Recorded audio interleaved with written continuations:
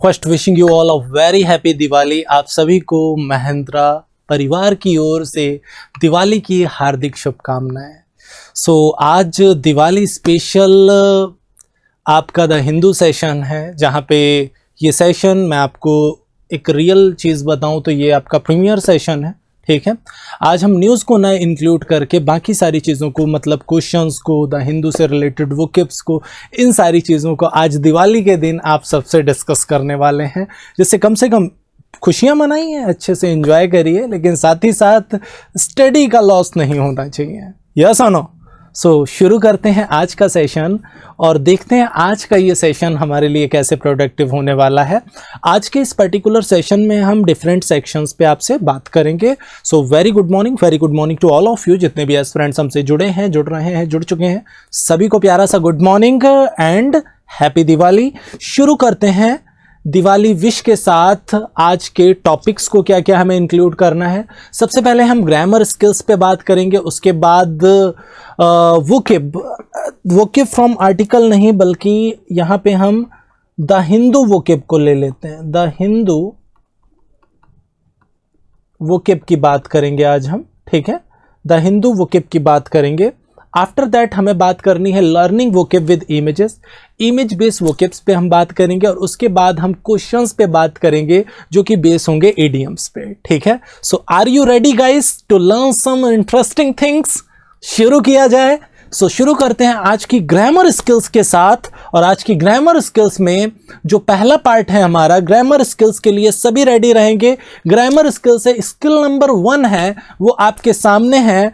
After let, bid, behold, watch, see, feel, make, ये जितनी भी वर्ब्स हैं, देखो ध्यान से समझना। अगर हम लेट की बात करें, बिड मीन्स वैसे बोली लगाना होता है, बिहोल्ड करना किसी को, वॉच करना, see, feel, make etcetera, we use bare infinitive, not to plus infinitive. इन वर्ब्स के बाद, स्पेशली इन वर्ब्स को आपको दिमाग में रखना है, क्योंकि ये एग्जाम ओरिएंटेड है और कई बार एग्जाम में आ चुकी हैं। इन वर्ब्स के बाद आपको हमेशा याद रखना है बेयर इन्फिनेटिव का यूज करते हैं। बेयर इन्फिनेटिव का यूज का मतलब क्या हो गया? इनके बाद वर्ब का फर्स्ट फॉर्म तो आता है, लेकिन इसके पहले टू नहीं आता है। इनके बाद वर्ब का फर्स्ट फॉर्म तो आता है, लेकिन उसके पहले टू नहीं आता। अब यहां से अगर हम देखें, ओके, ये बात समझ आ गई ना कि अगर ये इस तरह की वर्ब्स आएंगी और उसके बाद अगर आपको टू प्लस वर्ब का फर्स्ट फॉर्म मिल रहा है, तो समझ लो बीमारी उसी पार्ट में है। टू नहीं आएगा, सिर्फ वर्ब का फर्स्ट फॉर्म आएगा। कुछ ऐसा कहना चाहता हूं। टू अच्छा लगेगा, लेकिन गलत होगा, ये याद रखिएगा। अब यहां से अगर हम देखें, I heard him to speak on several subjects, he need not to worry about this. दो स्टेटमेंट्स हैं, फटाफट देखिए क्या बीमारी है इसमें और पिक कर दीजिए अपना answer. Your time starts now. फटाफट देखेंगे और पिक करेंगे आंसर। फटाफट देखेंगे और पिक कर देंगे answer. Very good, very good.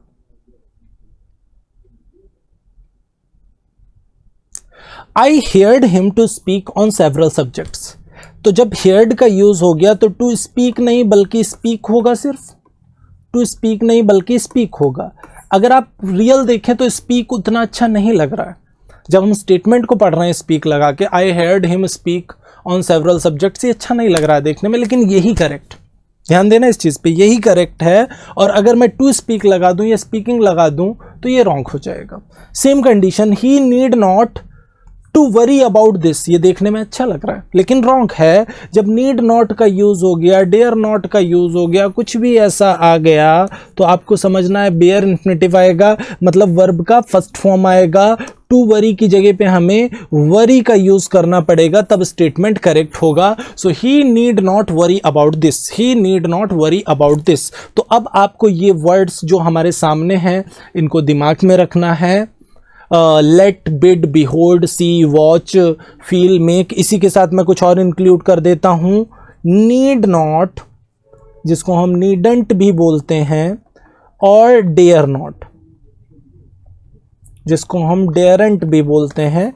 इनके बाद भी बेयर इन्फिनेटिव ही आता है, मतलब वर्ब का फर्स्ट फॉर्म आएगा लेकिन उसके पहले टू नहीं आएगा, याद रखेंगे।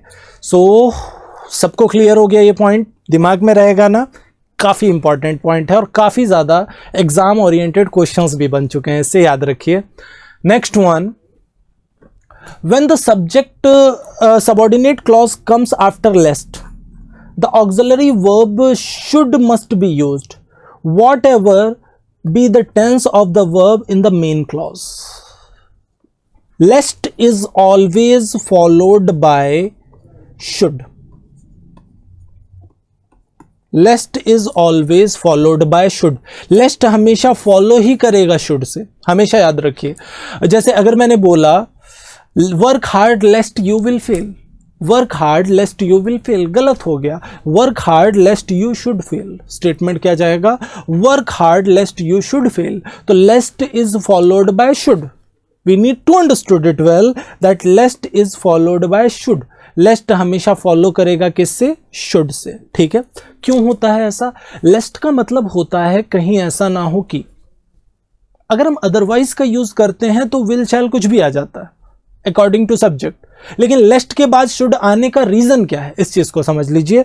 लेस्ट मीन्स होता है कहीं ऐसा ना हो कि, मतलब बंदा आपकी केयर करते हुए बोल रहा है, और अगर केयर करते हुए कुछ भी बोलेगा, जैसे अगर मैंने बोला मेहनत करो कहीं ऐसा ना हो कि फेल हो जाओ, तो कहीं ऐसा ना हो कि अगर मैं कुछ ऐसा बोल रहा हूं तो मीन्स मैं क्या कर रहा हूं, मैं आपको सजेस्ट करने की कोशिश कर रहा हूं ना, सजेशन दे रहा हूं, मतलब मुझे भी उस चीज का फर्क पड़ रहा है, कुछ ऐसा कहना चाहता हूं।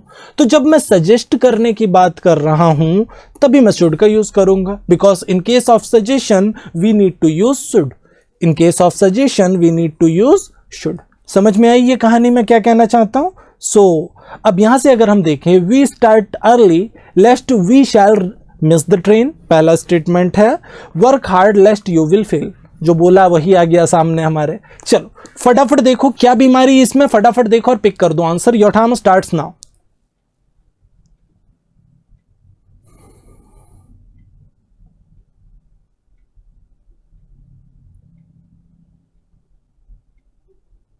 वेरी गुड, फटाफट देखेंगे और पिक कर देंगे आंसर। बिल्कुल हलवा सा सेगमेंट है, जैसा कि अभी अभी हमने बात कर ली कि लेस्ट इज फॉलोड बाय शुड, तो आगे शैल नहीं आएगा बल्कि शुड आएगा। सेम कंडीशन की अगर हम बात करें यहां पे ही, विल की जगह पे हम शुड का यूज करेंगे। So first sentence would be we start early lest we should miss the train, we start early lest we should miss the train, shall की जगह शुड आ गया। Work hard lest you should fail, तो दोनों ही case में हमें क्या use करना है, शुड का यूज करना है, ठीक है। नेक्स्ट वन, अब हम बात करने वाले हैं द हिंदू से रिलेटेड वोकेब्स पे, ऐसी वोकेब्स जो एग्जाम ओरिएंटेड है, एग्जाम में बैक टू बैक आई हुई हैं, उस तरह की वोकेब पे हम बात करने वाले हैं आपसे। तो शुरू करते हैं फर्स्ट वोकेब के साथ, एनिग्मेटिक। पहला वर्ड है एनिग्मेटिक, ये एक एडजेक्टिव है। सबसे पहले ये समझो ये एक एडजेक्टिव है, मतलब नाउन को क्वालिफाई करेगा, नाउन या प्रोनाउन को क्वालिफाई करेगा। और कोई भी चीज़ एनिग्मेटिक है मतलब वो क्या है, मिस्टीरियस है, सीक्रेट है, मिस्टीरियस, सीक्रेट, छुपा हुआ, दैट कुड बी एनिग्मेटिक, ठीक है। तो अब एनिग्मेटिक का सैनोनिम क्या हो सकता है, सिंपल सी चीज़ है, मिस्टीरियस हो गया, कंफ्यूजिंग हो गया। कुछ लोग चुरा छुपा के बात कर रहे होते हैं, सीधे सीधे बात नहीं कर रहे होते हैं, दैट कुड बी एनिग्मेटिक, ठीक है। मिस्टीरियस या कंफ्यूजिंग से हम डिनोट कर सकते हैं इसको। अब इसके लिए एंटोनिम क्या हो गया, स्ट्रेट फॉरवर्ड हो गया, रिवील्ड हो गया, जो चीज़ उजागर हो रखी है, रिवील हो रखी है, that could B antonym of that the particular word. तो एनिग्मेटिक एक एडजेक्टिव है जिसका मतलब होता है रहस्यपूर्ण।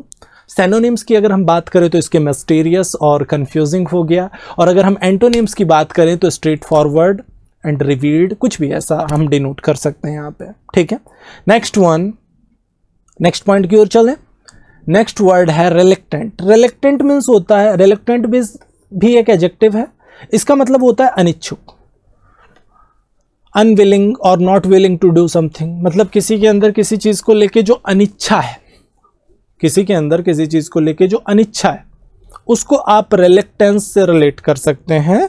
तो रिलेक्टेंट मतलब हो गया अनिच्छुक। कभी कभी होता है ना, सब पार्टी में जा रहे हैं, आपकी इच्छा नहीं है जाने की, तो आप पार्टी में जाने के लिए क्या है, अनिच्छुक हैं, अंदर से इच्छुक नहीं है, दैट कुड बी रिलक्टेंट, ठीक है।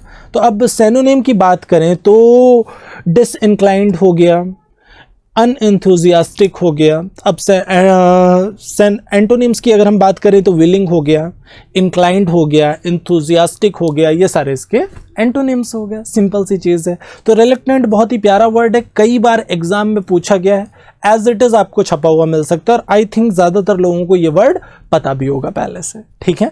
नेक्स्ट वर्ड की ओर बढ़ते हैं हम लोग। नेक्स्ट वर्ड है डिस्कार्ड। डिस्कार्ड मीन्स होता है किसी चीज़ को भी पृथक करना या अलग करना, किसी भी चीज़ से किसी चीज़ को क्या करना, पृथक करना या अलग करना, that is known as discard. मतलब थ्रो अवे करना, अलग करना, सेपरेट करना, किसी चीज़ से छुटकारा पाना, that could B also discard. और डिस्कार्ड क्या है, एक वर्ब है। डिस्कार्ड अपने आप में क्या है, एक वर्ब है। इसका मतलब होता है पृथक करना, अलग करना, थ्रो अवे से डिनोट कर सकते हैं। तो थ्रो आउट इसका सिनोनिम्स की अगर हम बात करें, किसी चीज़ को अलग करना, अलग कर देना, किसी चीज़ से थ्रो आउट कर देना।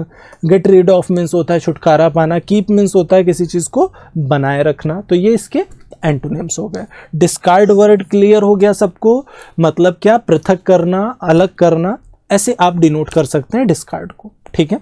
Next one, upbeat. अपबीट बहुत ही प्यारा वर्ड है। अपबीट मीन्स होता है उत्साहित, इंथुजियास्टिक, ऑप्टिमिस्टिक। ऑप्टिमिस्टिक मीन्स होता है आशावादी। ऑप्टिमिस्टिक मीन्स क्या होता है, आशावादी। आशावादी समझ रहे हैं ना, जिसके अंदर उम्मीद रहती है हमेशा किसी चीज़ को करने की। जिसके अंदर उम्मीद रहती है वही इंथुजियास्टिक भी है। प्रैक्टिकल सी बात है, जिसके अंदर उम्मीद है वही तो इंथुजियास्टिक है। अब जिसके अंदर उम्मीद ही नहीं है किसी चीज़ को करने की, वो कहाँ से इंथुजियाज्म लेके आएगा।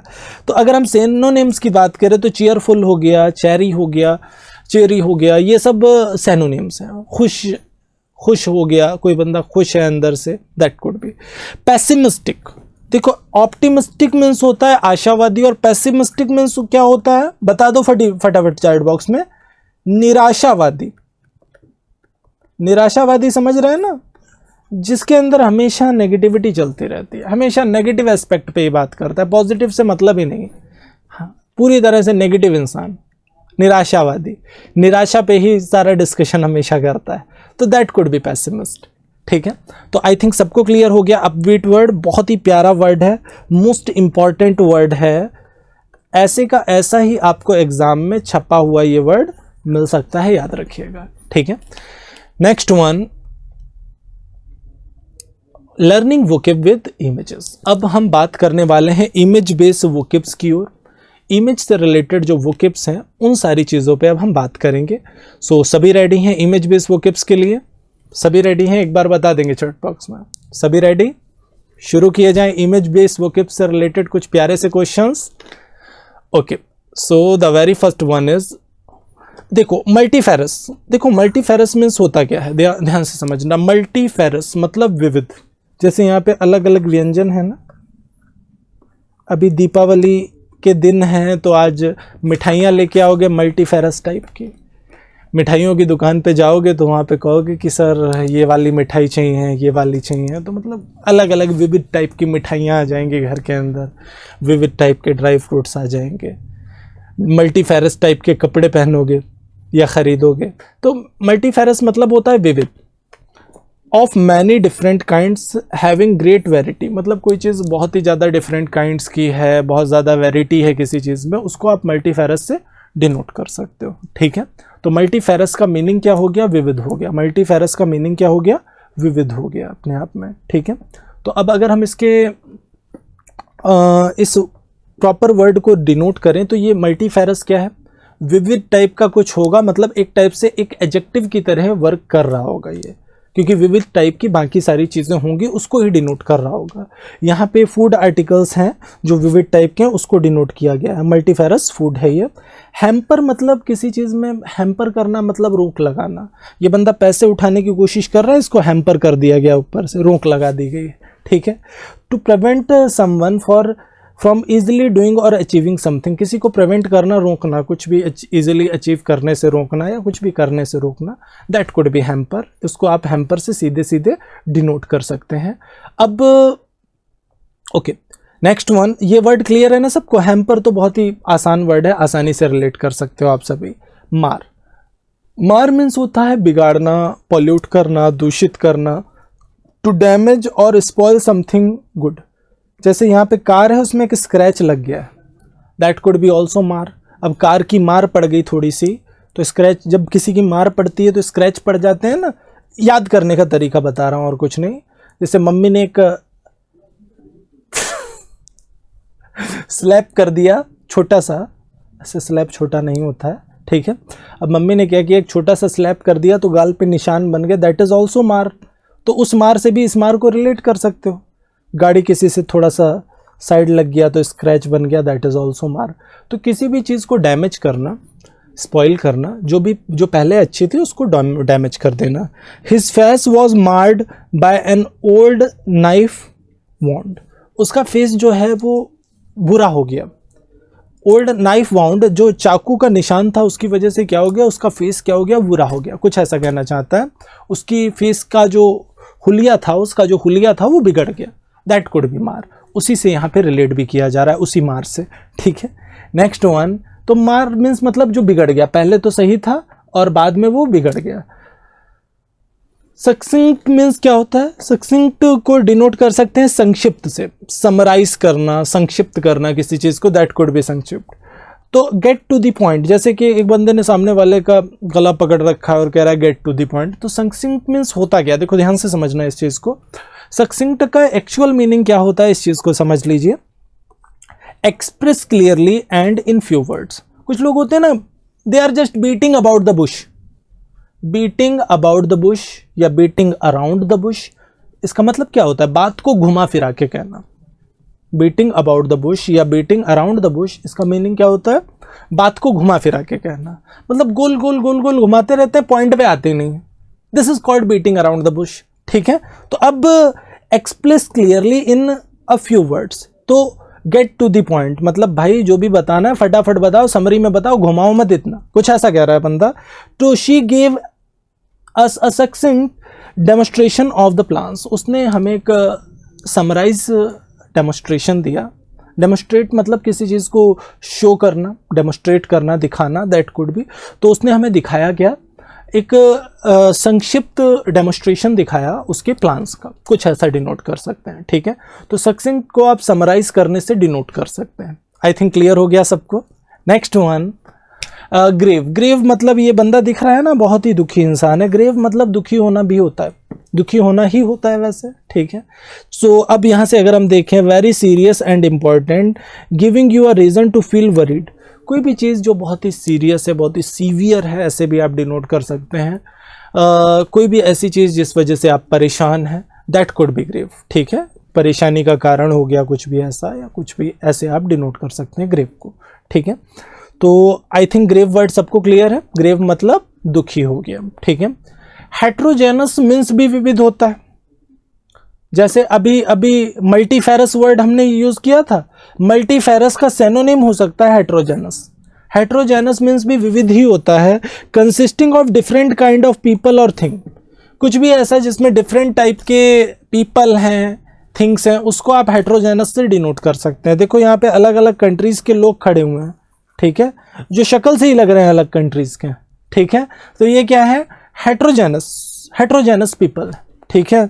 The museum has a large and heterogeneous connection of Pacific artifacts. जो म्यूजियम था उसके अंदर बहुत सारे अलग अलग आर्टिफैक्ट्स थे, उसका जो विविध कलेक्शन था उसको डिनोट किया जा रहा है यहाँ पे, ठीक है। Next one,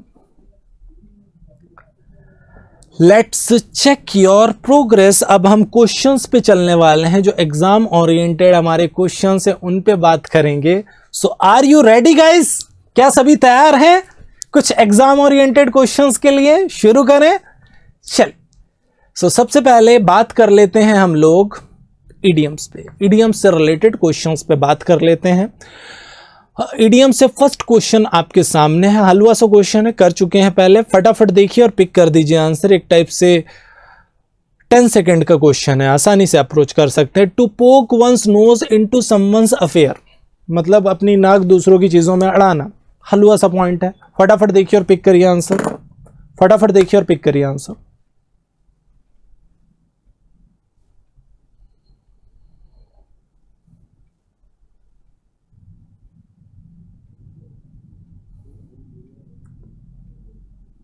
very good. अच्छा, to poke one's nose in someone's affair मतलब क्या हो गया? किसी चीज में टांग अड़ाना, ऐसे ही ना कुछ। To interfere in someone's affair, किसी के भी अफेयर में, किसी के भी मामले में अपनी टांग अड़ा देना। This is called poke one's nose into someone's affair, poke one's nose into someone's affair. तो आपका जो आंसर जाएगा that would be C part, C part would be the correct answer.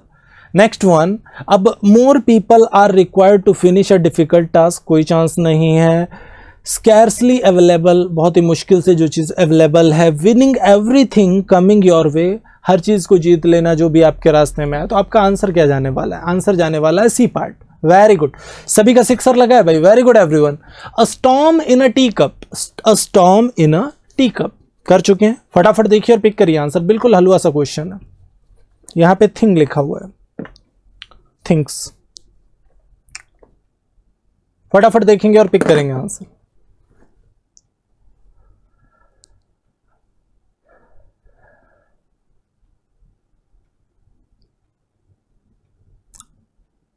Okay, a storm in a tea cup आप सीधे सीधे denote कर सकते हैं क्या? Worried for frivolous things. Frivolous मतलब छोटी छोटी चीज़ों पे कोई बंदा बहुत ज़्यादा परेशान हो जाता है, दुखी हो जाता है, उसको आप डिनोट कर सकते हैं स्टॉर्म इन अ टी कप। कभी कभी होता है ना ऐसा, कुछ लोगों को आपने देखा होगा कि वो छोटी छोटी बातों को लेके बहुत ही परेशान रहते हैं, नाराज़ हो जाते हैं, गुस्सा हो जाते हैं अंदर से। This is called a storm in a tea cup, a storm in a tea cup, worried for frivolous things. चाय के कप में एक तूफान, ऐसे आप डिनोट कर सकते हैं। एक्चुअल में वो छोटी चीज़ है लेकिन लग बड़ी रही है उस पर्टिकुलर पॉइंट पे, ठीक है, कुछ ऐसे आप डिनोट कर सकते हैं।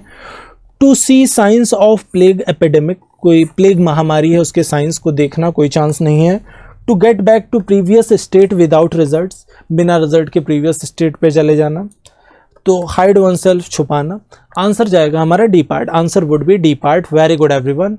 To fly in the ointment, to fly in the ointment, ointment means होता है मरहम। मरहम समझ रहे हैं ना, चोट लग गया कहीं पे, मूव लगा लिया, मरहम लगा लिया। फटाफट देखिए और पिक करिए आंसर, बहुत ही प्यारा वर्ड है ऑइंटमेंट, मरहम।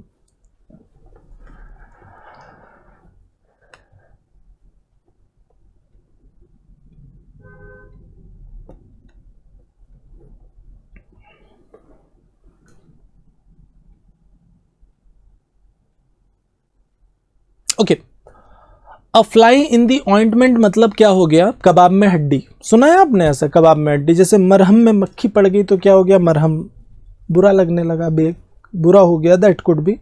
स्पॉइल स्पोर्ट, कबाब में हड्डी मतलब किसी चीज़ को भी इंटरप्ट करना, हिंडर करना किसी भी चीज़ को, ऐसे आप डिनोट कर सकते हैं, ठीक है। तो स्पॉइल स्पोर्ट को सीधे सीधे आप रिलेट कर सकते हैं कबाब में हड्डी से, और सीधा सीधा इसका आंसर जाएगा फोर्थ पार्ट। बिल्कुल एग्जैक्ट आंसर हमारा जाएगा fourth part. Spoil sport means क्या होता है? कबाब में हड्डी, याद रखना इस बात को, ठीक है।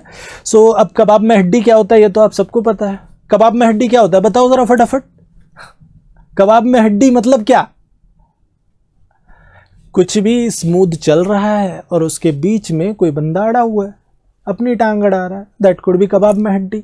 अब कोई भी सिचुएशन, कोई भी कंडीशन हो सकती है। चलो, टू ब्रिंग गुड लक, कोई चांस नहीं है, गुड लक लेके आना। टू रश फॉर समथिंग, किसी चीज़ के लिए जो रश है सामने वाले के अंदर। स्पीक इनडायरेक्टली, कोई चांस नहीं है आंसर, और इवेसिवली कोई चांस नहीं है, आंसर जाएगा डी पार्ट, ठीक है। Next question, cut the mustard. To cut the mustard आप सभी ने पढ़ा होगा ये इडियम, फटाफट देखिए और पिक करिए आंसर। वैसे मस्टर्ड मीन्स तो सरसों होता है,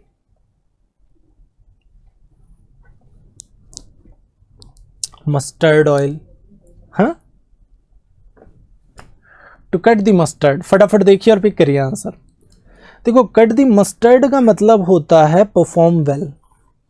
कोई बंदा बहुत ही अच्छे से परफॉर्म कर रहा है, उसको आप कट द मस्टर्ड से रिलेट कर सकते हैं। टू स्कोर एवरेज, कोई चांस नहीं है। टू अंडर परफॉर्म, किसी भी चीज़ में जो अंडर परफॉर्मेंस दिया सामने वाले में ने, वो भी कोई चांस नहीं है। To get under expectation, expectation के से कम होना किसी चीज़ का, कोई चांस नहीं है। तो आंसर क्या जाएगा हमारा? Our answer would be to perform well. To cut the mustard मतलब क्या हो गया? To be as good as expected और रिक्वायर्ड, मतलब जैसा ज़रूरी था वैसा ही अच्छा होना, ऐसे आप डिनोट कर सकते हैं कट द मस्टर्ड को, ठीक है। जैसी एक्सपेक्टेशन थी वैसा परफॉर्म किया बाद में बंदे ने, इसको आप रिलेट कर सकते हैं कट द मस्टर्ड से। Next one, a drop in a bucket. जैसा कि आपको ईडीएम को देख के समझ में आ रहा है क्या होगा आपका answer. Your time starts now.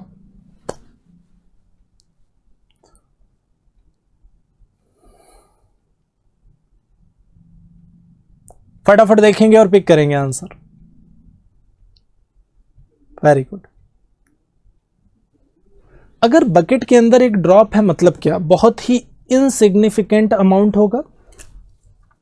बहुत ही इनसिग्निफिकेंट अमाउंट मतलब क्या, इनसिग्निफिकेंट मीन्स अमहत्वपूर्ण भी होता है, और जो छोटी मात्रा है उसको भी आप इनसिग्निफिकेंट से डिनोट कर सकते हैं। तो a very insignificant amount, C part would be the correct answer. Nothing at all मतलब ना के बराबर हो गया, नहीं ही है। तो जब इनसिग्निफिकेंट अमाउंट है तो फिर भाई सीधी सी चीज़ें यही होगा। अ हैंडसम अमाउंट तो कोई चांस ही नहीं है, हैंडसम अमाउंट मतलब सफिशिएंट अमाउंट हो गया। एज मच एज पॉसिबल कोई चांस नहीं है, आंसर जाएगा सी पार्ट, आंसर जाएगा सी पार्ट। नेक्स्ट क्वेश्चन, कभी कभी क्या होता है ना, आपको भूख बहुत ज़्यादा लगी है, प्यास बहुत ज़्यादा लगी है, और थोड़ा सा एक बूंद पानी मिल गया तो क्या होगा, उससे आपकी प्यास और बढ़ जाएगी। This is called a drop in a bucket. ऊंट के मुंह में जीरा, कहावत सुनी है, बस उसी से रिलेट कर दीजिए। Next one, made light of. Made light of, फटाफट देखिए और पिक करिए आंसर। मेड लाइट ऑफ, फटाफट देखिए और पिक करिए आंसर।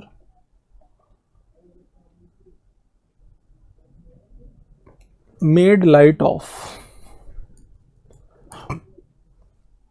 बिल्कुल हलवा सा पार्ट है, आसानी से अप्रोच कर सकते हैं। मेड लाइट ऑफ मतलब ट्रीटेड इट लाइटली, किसी चीज को ट्रीट करना लाइटली, आप इसको डिनोट कर सकते हैं मेड लाइट ऑफ। किसी भी चीज को लाइटली मतलब कोई बंदा बहुत ही ज्यादा परेशान है अंदर से कि ये कैसे हो गया, ये नहीं होना चाहिए, तो आपने लाइटली ट्रीट किया, अरे ठीक है जो हो गया वो हो गया, डोंट वरी, अभी देखते हैं आगे क्या करना है।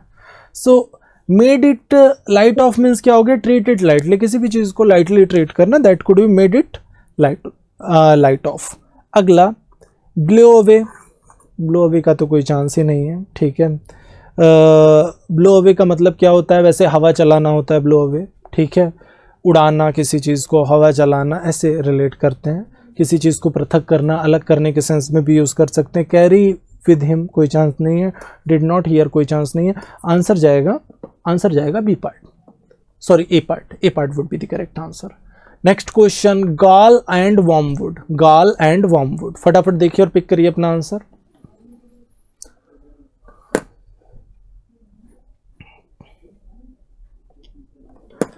ओके, हलवा सा क्वेश्चन है, फटाफट पिक कर दीजिए आंसर।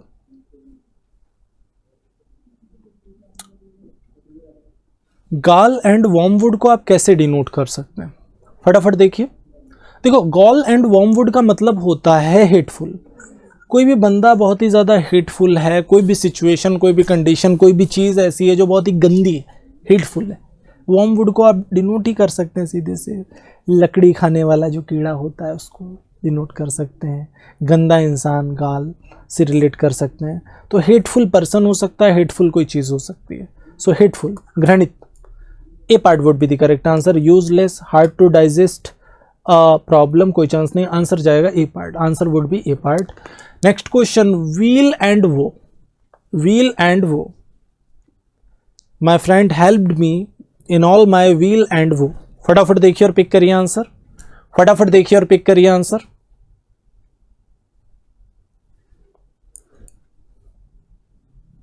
हलवा सा है, 5 सेकेंड का क्वेश्चन है, फटाफट पिक कर दीजिए answer.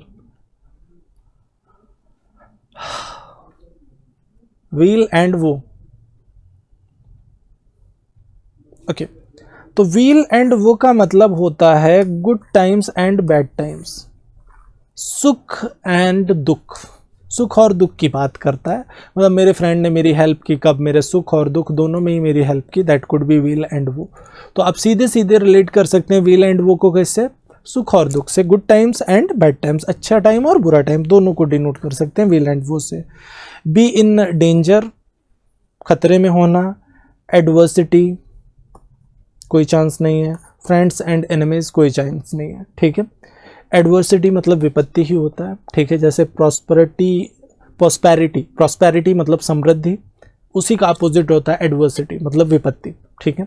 Next one, take to heart, take to heart, फटाफट देखिए और पिक करिए अपना answer. Your time starts now. Take to heart, किसी चीज को दिल से लगा लेना।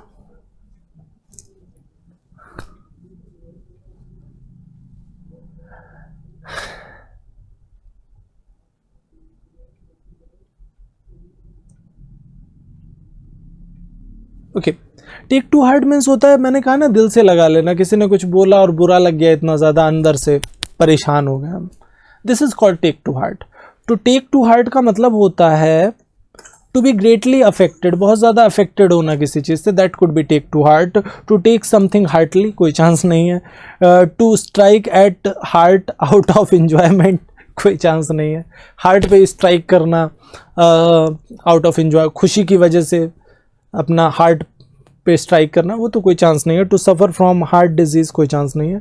टू बी ग्रेटली अफेक्टेड, बहुत ज़्यादा अफेक्ट होना किसी चीज़ से, that could be, D part would be the correct answer. Next question, bear in mind, bear in mind, फटाफट देखिए और पिक करिए, हलवा सा क्वेश्चन है, आसानी से अप्रोच कर सकते हैं। बियर इन माइंड, फटाफट देखिए और पिक कर दीजिए आंसर, बिल्कुल हलवा सा क्वेश्चन।